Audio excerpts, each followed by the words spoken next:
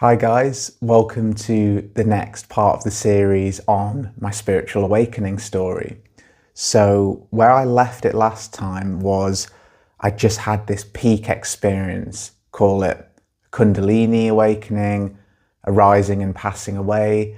It was a peak experience, lots of energy, and how that left me feeling was ecstatic, energized, and I really thought that I'd found something. At the time, I mistakenly thought that what I had experienced and what I had attained was this thing called stream entry, which is talked about in the Buddhist traditions. And this is a point of, or a stage of awakening. And as time would tell, it wasn't that. But at the time it felt so good and I felt so present and calm that I really thought that I'd had an awakening experience in the full sense. So there are a lot of positives in this particular time. I had huge amounts of motivation and energy for practice. I started to meditate for at least an hour and a half every day. All that I was thinking about was practice, Buddhism, the theory, and awakening itself and wanting to push that further. I started listening to podcasts, talks, reading books. It was my whole life's obsession at this point, and it would remain so for quite some time. And this is very typical for this point in people's path. When they've had that initial opening experience, they do often find that they're incredibly motivated and energized for practice. But then the full weight of reality hit me. The COVID pandemic was happening at this time, and it seemed like my whole life, all my experience and the events of the world headed to a dark place. My university studies had finished, so what that meant was I needed to find a job, I needed to move back home with my family and parents, and it was a real transition time just in my normal life outside of spiritual practice and experience.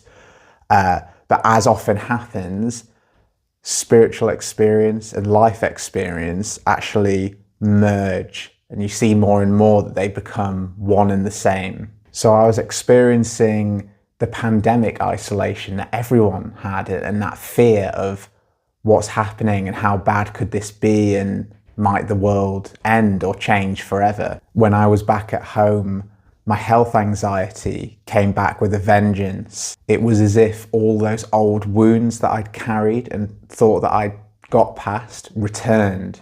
And I suppose this was a time when I felt like I was getting tested to the max. It was like reality was saying to me, I'm going to throw everything at you, and can you stay on the path? Can you keep moving through this? Around this time, I was learning about the progression and what they call the maps of progress and insight in the Buddhist traditions. And one of the things that is talked about, and this comes from Daniel Ingram, again, a very helpful source, this phrase or term, the dark night of the soul. And this is a phase or a period that you go through on the spiritual path, that you tend to go through, where all of the old meanings and beliefs that you've held throughout your life get unearthed and dredged up, and you have to process them and deconstruct them. So this brought up a lot of fear relating to my anxiety, also nihilism, depressive feelings, seeing the meaning of the world that you'd built up from childhood fall away. And suddenly, reality has a flavour of absence to it, or negativity. The philosopher Hegel, his term for this phase of consciousness is the night when all cows are black. And what he means by that is when everything has this same flavour, and it's the flavour of absence, darkness. But hearing about the framework and the idea of the dark night of the soul gave me some comfort. And that was because I saw that it was a normal phase, something that everyone seems to go through, and it wasn't me going insane or having some breakdown. It was a phase to move through on the spiritual path, and that gave me a lot of faith and confidence to move through. And another gift of this dark time was that it really forced me to practice. I doubled down on my meditation. It now was something like 2.5 hours every single day, broken up into maybe 2 or 3 different meditations. I was doing my concentration practice with the jhanas, so getting deeply absorbed, and then moving to insight meditation where I was expanding awareness out wide. I was also getting a lot of weird symptoms at this point that I think many people experience when they're going through that dark night phase. So my sleep went so weird. Ever since I had that initial Kundalini experience through the dark night, sleep was messed up. So I would wake up really early in the morning, and my body was seeming to only let me have or only want 5-6 hours sleep a night, which is a lot less than my usual 8 hours that I tend to need. And I would often wake up with these feelings of intense nausea. And there was actually one occasion where I woke up in the morning and my head was spinning. My vision was completely messed up, and it took me a couple of hours to sort of get myself steady enough that I could even get up and move on with my day. So really weird physical symptoms going on at the same time. Along with my sitting meditation practice, I started doing night walks as a lifeline for me. So as a way of getting out of the family home as well, I just needed that solitary space. So I would walk around my neighborhood and listen to talks by different Buddhist teachers, primarily Rob Burbea. So I'd have him talking and I would just walk around, and often it would be hours that I'd be walking for, just absorbing these teachings. And that created another angle to my practice that really helped me hone in and develop my insight. And on one of these walks that I'll talk about later, that was when I had my first, what I consider true awakening shift, of recognizing that I wasn't the separate self that I thought I was. There was a moment that I've talked about elsewhere that I consider to be when I hit the bottom of the barrel in the dark night of the soul. And this was when I had had a lot of difficult feelings come up, huge amounts of fear and anxiety, health issues coming in, and I was in absolute despair. I remember being in my bedroom, my attic bedroom in the family home, and I was just crying. There was so much pain coming out. And in that moment, a ladybird flew through the window and landed on my hand.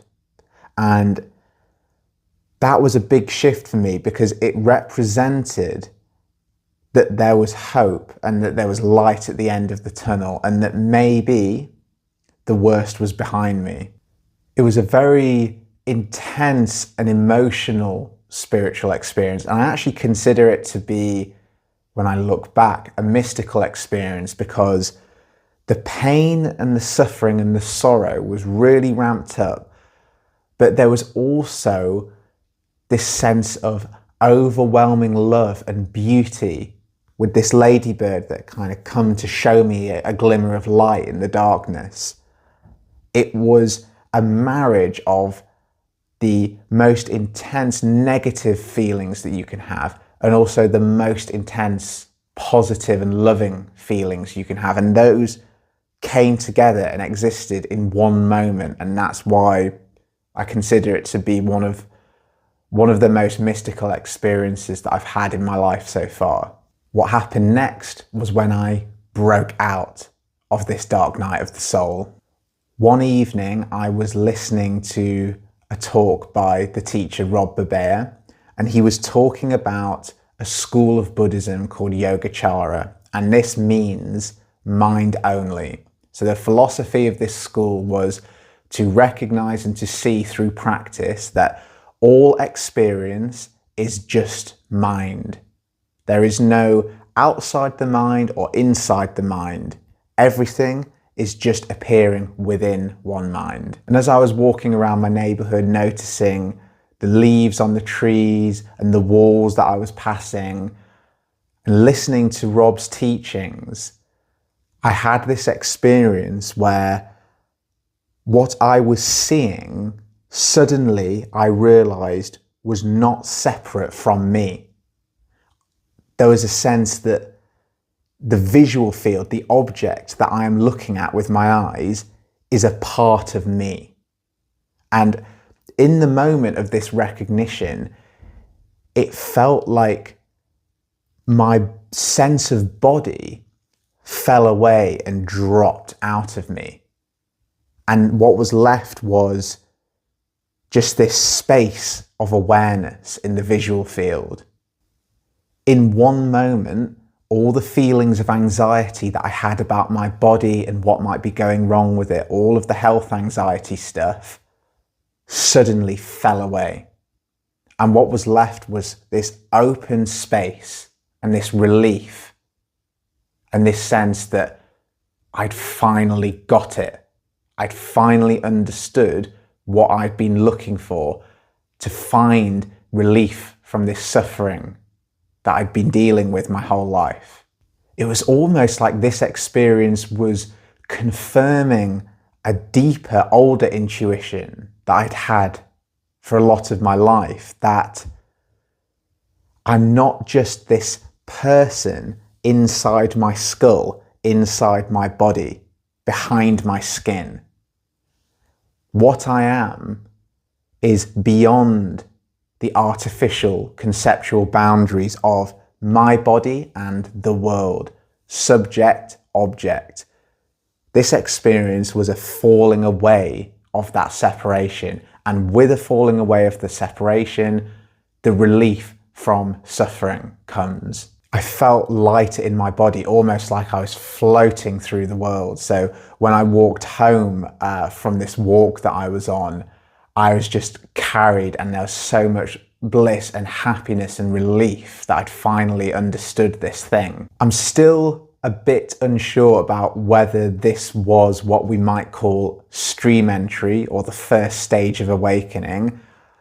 I think it probably was, in the sense of that subject-object duality fell away. And that's the key insight for a stream entry awakening, is that the sense of separation is seen through.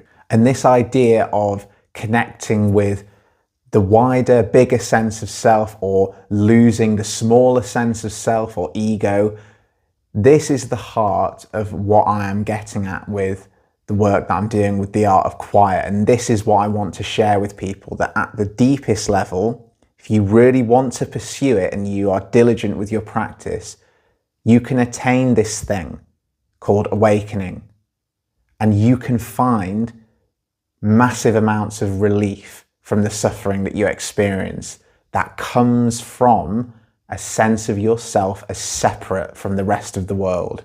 So next time, in the following parts of this series, I'll talk about how I continued to practice and I began to deepen these insights and have further awakening experiences.